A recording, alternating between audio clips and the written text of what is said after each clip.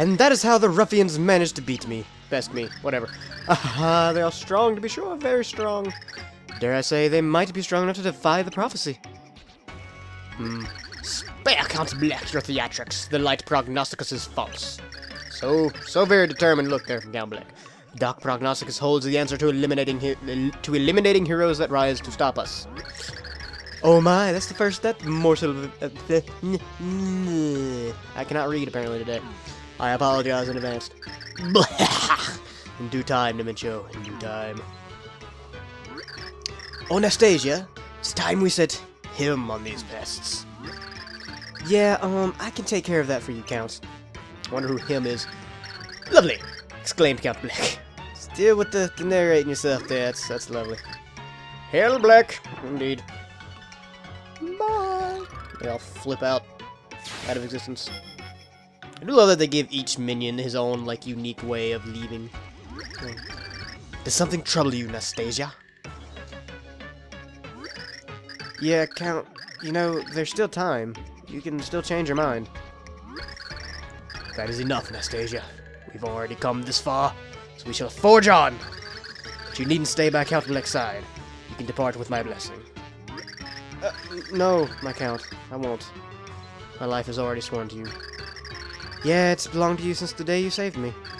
I'll be sticking out with you until my game ends. Okay. Oh, she looks so sad. If that pleases you. This is way too dramatic for me. I can't even handle. I literally can't even. She just jumps off. Okay. You're the only one with not like a fancy way of leaving. My, how interesting. Anastasia and the Count have such deep conversations. You eavesdropper! Just what is our dear Count playing at? Ah, well, I'll let him worry about that. I must tend to my own projects. I love the little, like, backstory with all the villains we have going on here. It's fantastic. Timpani, why do you avoid me? Ow, unhand me! You're crying. Timpani, you must tell me what has happened. It's nothing. Don't worry about it. Just forget it. Oh no, Timpani, is my father behind this? I'm just an ordinary girl, no matter how much— I'm just an ordinary girl. No matter how much I love you, we must part. This is goodbye, Blumiere. There's no other choice. This is our fate. Depressing. Hello and salutations and welcome to another episode of Let's Play Super Paper Mario. In the last episode, we finished up Francis's Geek Fortress. That was a little weird for a while, but it seemed to have gotten through it okay. That exactly my thoughts, Peach. Exactly my thoughts. I'm so sorry. It was all my fault. And then you all, thank you so much. Yeah. Wanna know how you can thank me, Bugface? Just stay out of my way, okay? Well, good job, Bowser. Come to think of it, Bowser, could you be our third hero? Ho there! Ho there, hi there, ho there. I've been waiting for you, young heroes. I can never remember the voice I give him. I know I always get, like, close, but I'm never straight on. I can never remember the exact voice. Intriguing. So then, when you saved Tippy, the next pure heart just appeared? How very interesting. I think that castle was once a dwelling of the ancients I told you of earlier. Oh, so turns out Francis didn't even get that place legitimately. He just kind of stole it. Well, Francis, you know I gave you all those compliments, but nope. Gotta take them all back. Yes, I remember reading such passion in the light prognosticus. The seal could only have been broken by a powerful pulse of love and trust. Oh, so it wasn't actually in the thing, it's because Tippy trusted. I get it. I don't know who the last one is. Thank you, old man. But waste no time in searching, my friends. Oh, please. Come on, people, with me here, you don't need anybody else. Seriously.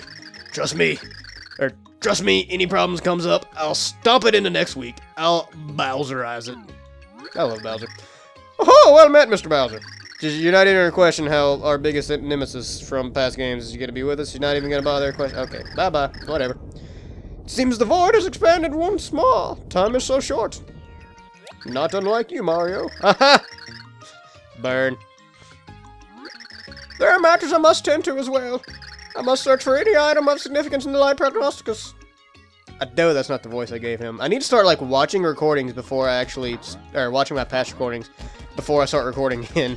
Just to find out, like, what voice I give him. Yes, we know it leaves a bit lame. The first thing we gotta do in this episode, obviously in this episode it's gonna be the interlude where we put the heart in the heart pillar and blah blah blah, but the first thing we're gonna do is actually go back to the ever so dreaded Chapter 31.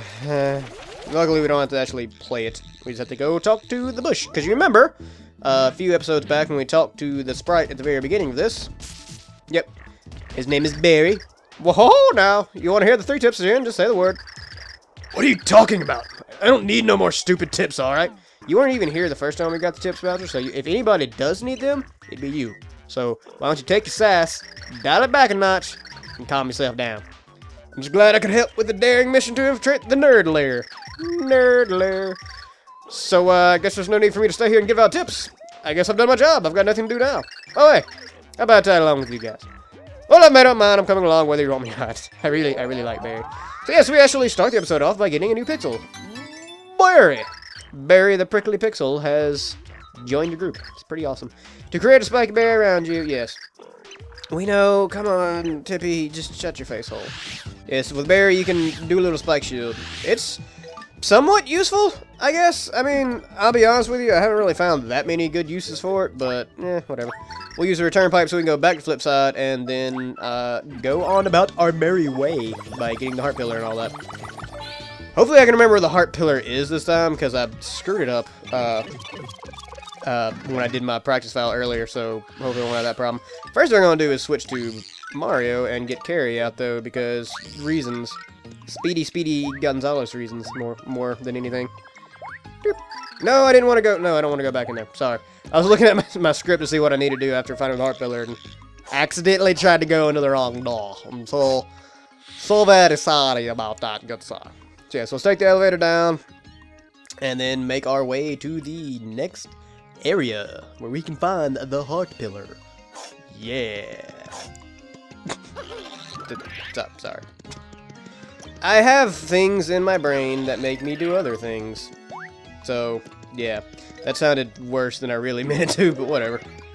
Sorry about that. I had a little bit of a tech issue, but we're back now. As I was saying, we have to go and locate the next heart pillar, which is actually very, very close to the first heart pillar, believe it or not. Some of the heart pillars can be kind of hard to find, and some of them really just aren't all that hard to find. Although I will admit, this one, you kind of don't even notice it. Yeah, there's a little place over here.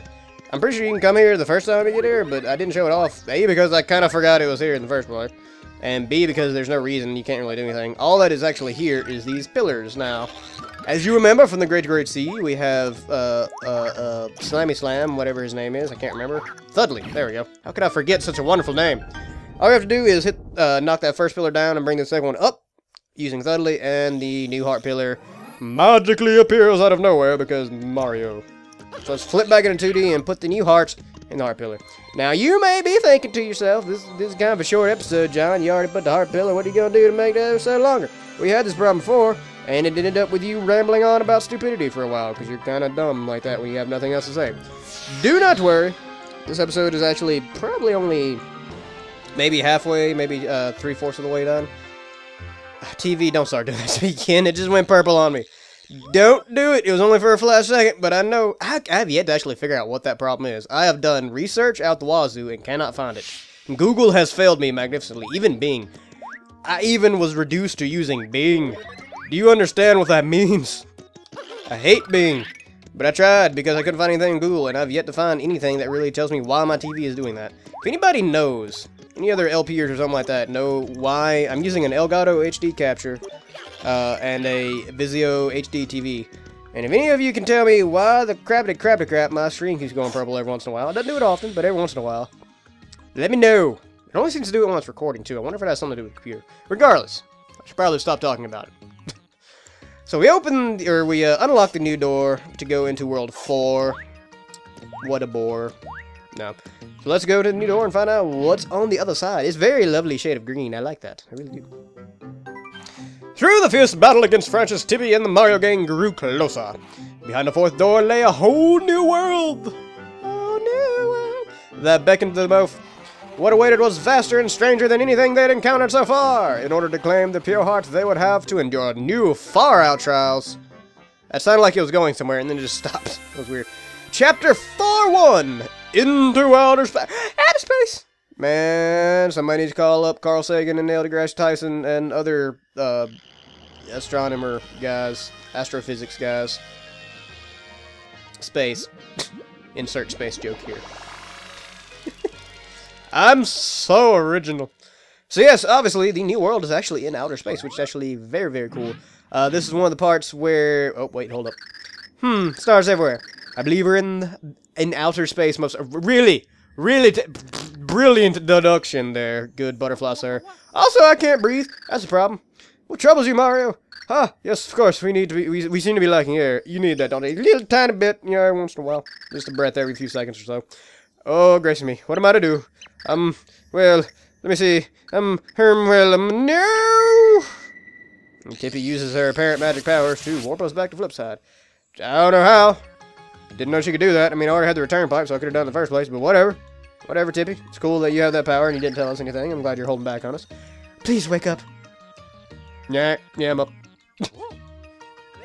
Mario's like, what's up? You're alright, aren't you? I don't really know how I got us all out of there. It just sort of happened. You're just so useful. So yes, we need to go talk to Merlon and find out what to do about the whole space thing. What's I talking about beforehand? I honestly don't remember. Oh yeah, this is one of the parts of the game where they introduce several new like gameplay mechanics, which is something this game does a lot. It's kind of odd because a lot of times when you hear about a game overdoing the gameplay mechanics and introducing way too many of them throughout the game and all that, it can be kind of bad, very confusing, but I feel like this game in particular actually did a very, very good job of it. Yeah. So yeah, that's the thing. Alright, Mr. Mustache Maryland man. You need to tell me what to do about all that space stuff. Well, certainly quick work. You already found the next pair hot. Nope. No, Merlon, the door led us straight into outer space. Merlin's like, what the crap, dude? Space? I imagine that wasn't unwelcome surprise. I almost died, man. It's not a laughing matter. There was no air, so Mario and his friends couldn't breathe. What do we do? Think about it. But if you had a space helmet, you would be alright, I imagine. Just that easy, huh? Okay. And you have one? I almost did the old man voice for Tippy. Of course! I don't have one! What? But I imagine that even something like a space helmet would... But I imagine that even something like a space helmet would suffice. Thank you, Robot John. Who apparently has much better reading skills than I do. Oh, blast it! What? Blast what? What is being blasted? What now? Oh, double blast! Oh, he pulled out the double blast. That's even worse than the first blast. Yes, I had the perfect thing, but I was making space and I gave it to someone in town. To who? Oh, just some random dude. Never seen him before, probably never seen him again. I have no idea where he's from. The chances of you finding it are practically impossible. No. So I have to go find the kid he gave the thing that was like a space helmet to. God only knows what that actually is. Luckily for you, I have a practice file, so I already know exactly where it is. It's actually pretty easy to find. You just have to go basically to where the first heart pillar was, and it will be pretty much right there. So yeah. Yeah. Sorry.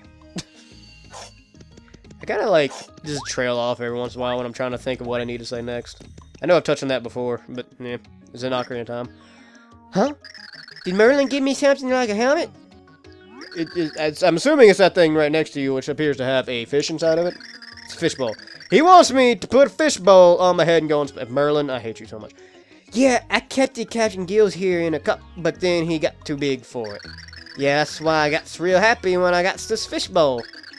Thing is, now that Captain's got so big, the bowl got too small for him. You need to go take an English class, kid. Hey, I know. Maybe you can find a nice place to set Captain Gills free for me. Captain deserves freedom! Then you get the fishbowl. That's good, huh? But where can he go? I want to know that he'll be nearby at all times. You got to help me. You got a very specific request there. But again, lucky for you, I know exactly where Captain Gills can go. So let's go and release Captain Gills so we can use the fishbowl as a space helmet. Oh, Merlin, you let me down.